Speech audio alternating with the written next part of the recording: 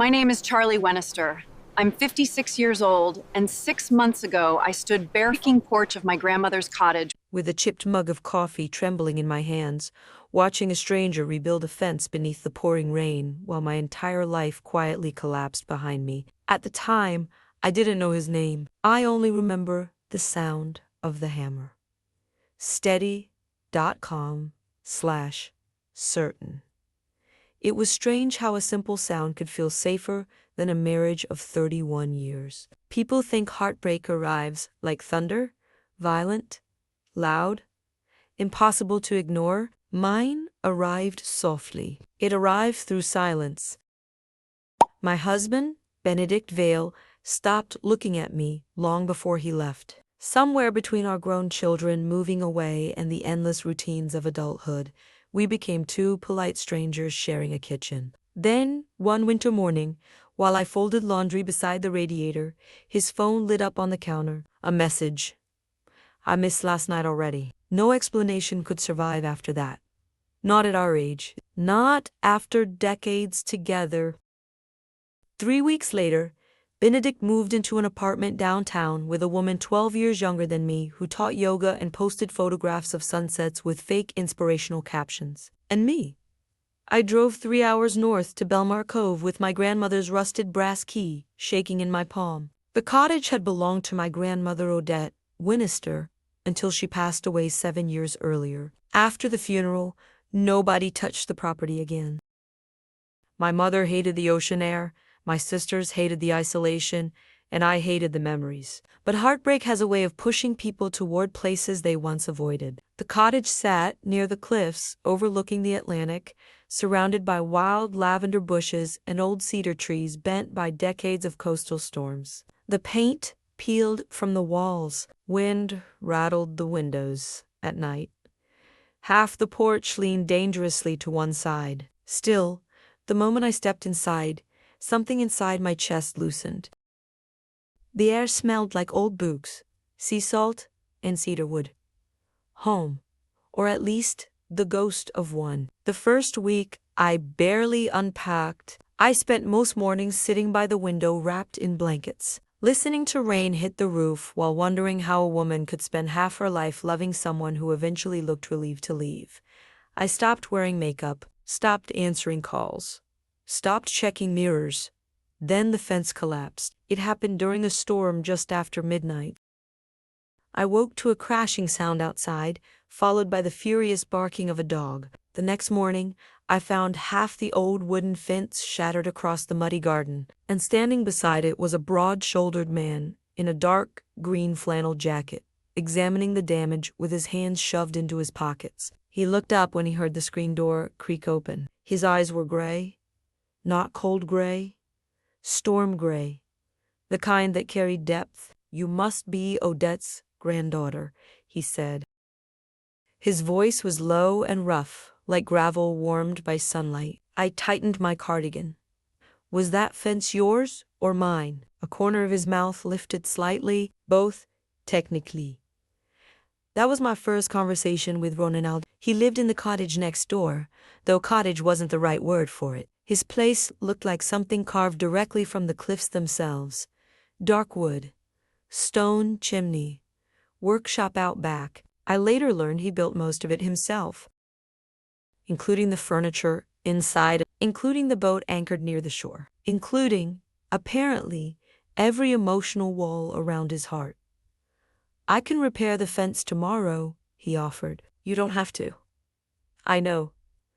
That answer lingered strangely in my mind after he walked away. The next morning, he arrived carrying lumber over one shoulder while his enormous golden dog trotted behind him carrying work gloves in its mouth. The dog walked straight toward me like we'd known each other forever. "Oh no," I whispered. "You're beautiful." "She knows," Ronan replied. The dog's name was Maple, and unfortunately for my emotional stability, both of them became part of my routine faster than I expected. Every morning, I'd hear the distant sound of Ronan's tools echoing from his workshop. Every afternoon, Maple wandered into my garden demanding affection like a furry tax collector. And every evening, Ronan appeared with some practical excuse to stop by. "Your porch railing is loose." Your gutters are clogged. Your chimney cap shifted in the wind. It became impossible not to notice things about him. The scar near his wrist, the way he always removed his boots before stepping inside my house without being asked. The quietness, not awkward silence, peaceful silence, like a man who didn't need noise to feel valuable. One afternoon, while he repaired a kitchen cabinet door that refused to close properly, I finally asked the question circling my mind for weeks. Why do you live all the way out here alone? He kept tightening the hinge before answering. Same reason most people do. And what reason is that? He glanced at me then, to recover. Something about the honesty in his expression made my chest ache unexpectedly. Later that evening, while we sat on the porch drinking tea as fog rolled across the cliffs, he told me the rest. His wife, Morel, had died 11 years earlier from cancer. Afterward, he sold his construction business in the city and disappeared to Belmar Cove because everywhere else reminded him of the life he lost. I thought isolation would make grief smaller, he admitted quietly. Did it? No. The wind moved through the cedar trees between us. Then he looked at me carefully. But eventually, it made room for other things. I should have looked away after that. Instead, I held his gaze too long, and something shifted. Not dramatically. Not like the movies. Real attraction at our age doesn't explode. It unfolds. Slowly. Dangerously.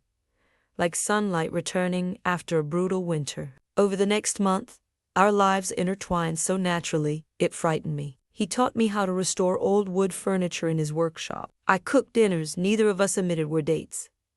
Maple began sleeping on my porch half the time, and for the first time since my marriage ended, I laughed without forcing it. Hell, laughter. The kind that surprises you.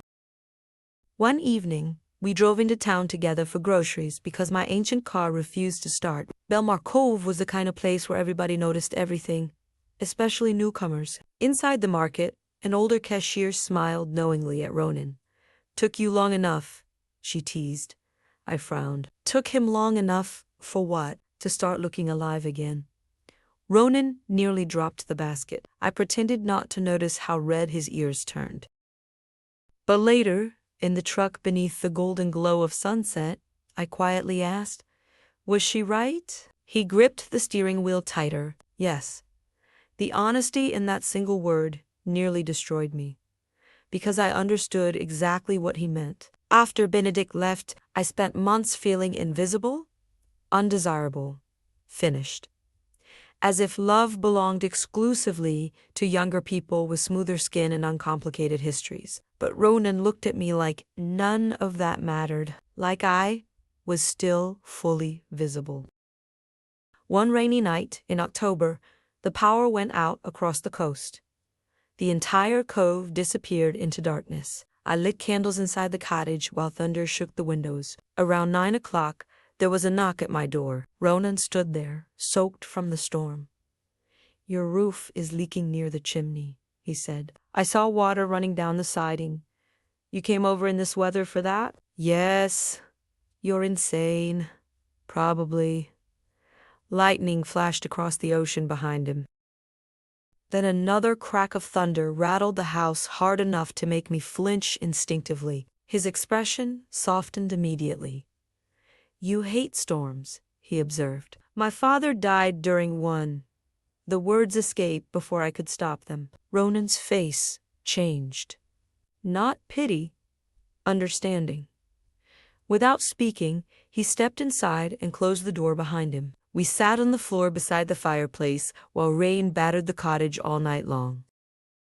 And somewhere after midnight, while candlelight flickered across the room, he reached for my hand. Not aggressively, not uncertainly, just gently, like he was asking permission for something bigger than touch. I let him hold it. Neither of us spoke. But I swear something healed inside me during that silence. The first time he kissed me happened 3 weeks later, and it almost didn't happen at all. I was helping him organize old tools in his workshop when I found a faded photograph tucked inside a drawer. Ronan and his late wife, young, beautiful, happy. The ache that hit me surprised me with its intensity, because suddenly I felt foolish for imagining there was room in his heart for me beside a love that large. I quietly placed the photograph back. "I should head home," I murmured. He noticed immediately. "Charlie, I'm tired." "No, you're retreating." That irritated me instantly. I found the photo. His expression softened. "Morel, you loved her very much." "I still do."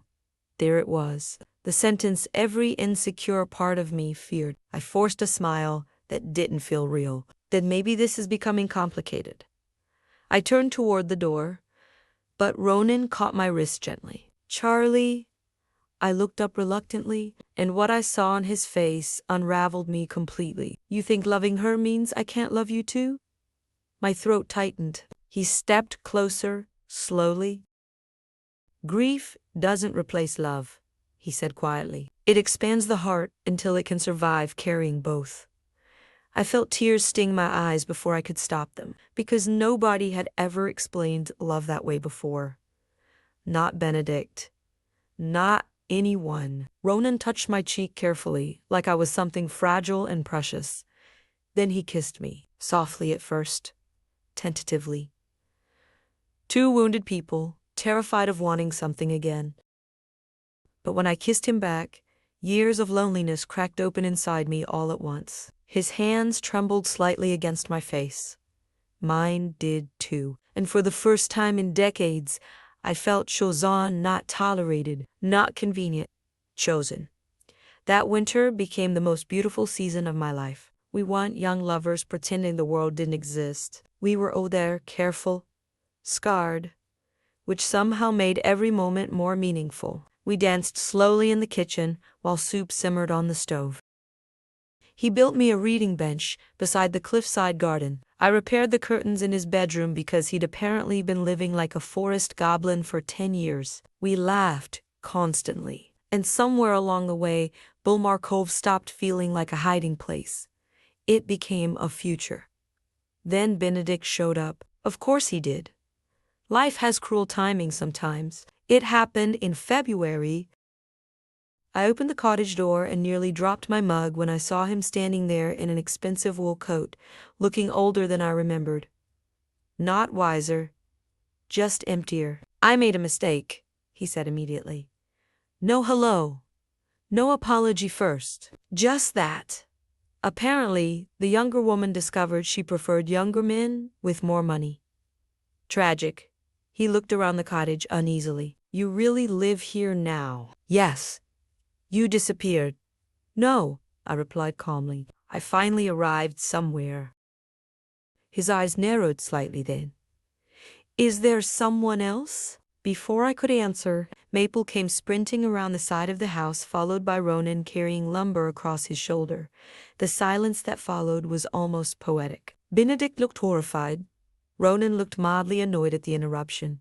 And me? I felt absolutely nothing. No longing, no confusion, no grief. That frightened me more than anything, because it meant I had truly let go. Benedict tried for another hour. Apologies. Regret. Nostalgia. But sometimes people only value warmth after they abandon it long enough to feel cold. When he finally left, I stood quietly on the porch, watching his car disappear down the coastal road. Then Ronan stepped beside me. "You all right?" I looked up at him. At the patient gray eyes, the weathered hands. The man who rebuilt fences without being asked. And suddenly, the answer felt simple. "Yes," I whispered. For the first time in a very long time, I truly was. 3 months later, on a windy spring morning surrounded by lavender blooms and crashing waves, Ronan built a second chair beside mine overlooking the cliffs. Not because I asked, because he assumed I was staying. And maybe that was the real moment I fell in love with him completely. Not during the kiss, not during the storm, not even during the heartbreak. It was the quiet certainty of being included in someone's future without needing to beg for space there. Today, I still live in my grandmother's cottage, only now Ronan's boots sit beside mine near the front door. Maple sleeps across our porch like she owns the property. And every morning, I wake to the sound of hammering drifting from the workshop next door before remembering there is no next door anymore. Just us. Funny, isn't it? I came to Belmar Cove believing I needed isolation to heal. But healing was never hidden inside solitude. It was waiting in connection, in trust, in allowing myself to be seen again after believing my life had already finished. And sometimes, Lachi Hachi night, when ocean wind rattles the windows and Ronan reaches for my hand in the dark, I think about the woman I used to be when I first arrived. Here, lonely, abandoned, convinced love had closed its doors to her forever. I wish I could tell her this. Your life is not over simply because someone failed to treasure you. Sometimes the ending of one love story quietly makes room for the right one to finally begin. And if this story touched your heart, leave a comment telling me. Do you believe love can find us again after 50? And don't forget to like and subscribe for more emotional stories about second chances, healing, and unexpected love.